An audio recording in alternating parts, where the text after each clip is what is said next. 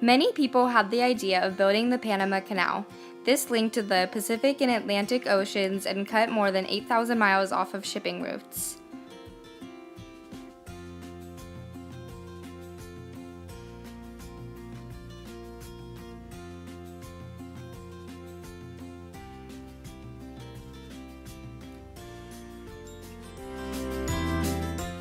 However, President Roosevelt finally put the idea into effect.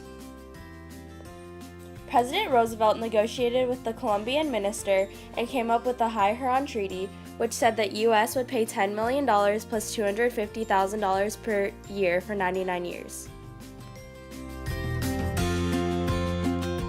Thomas Huron rejected this offer.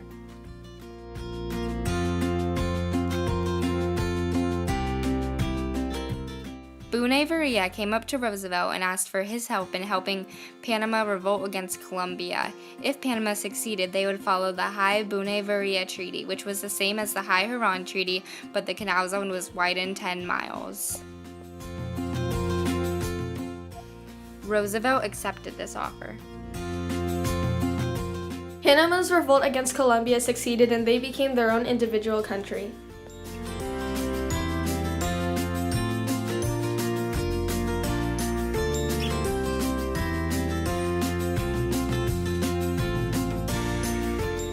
Many workers began building the Panama Canal.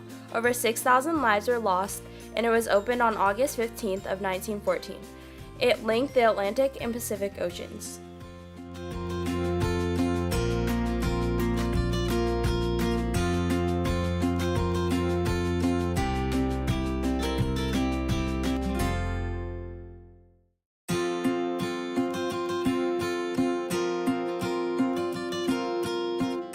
The workers suffered from long hours and hot weather while building the Panama Canal.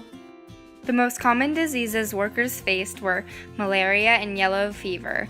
These were carried by the mosquitoes that lived in the jungles in which they were working in.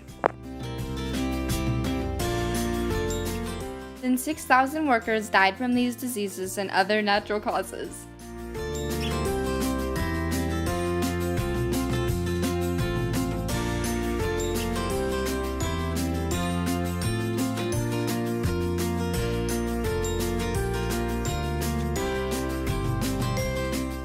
Monroe Doctrine separated Europe from the Western Hemisphere.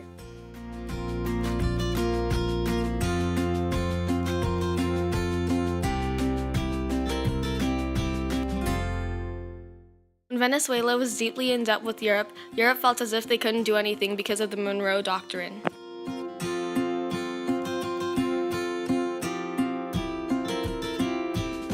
To help solve this problem, Roosevelt came up with the Roosevelt Corollary, in which the U.S. policed all the other nations in the Western Hemisphere.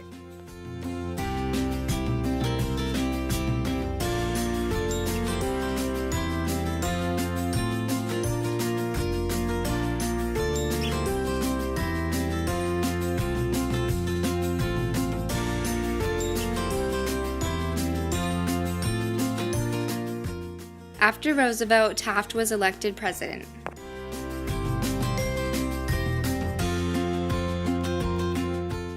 He did not like his military style of actions.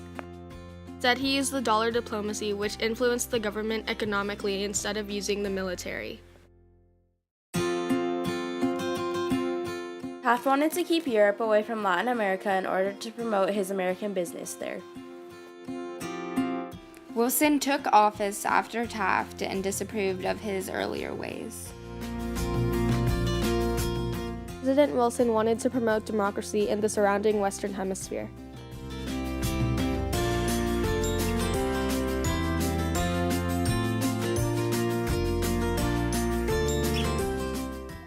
There were more problems when the Haitian president ordered 160 prisoners to be executed.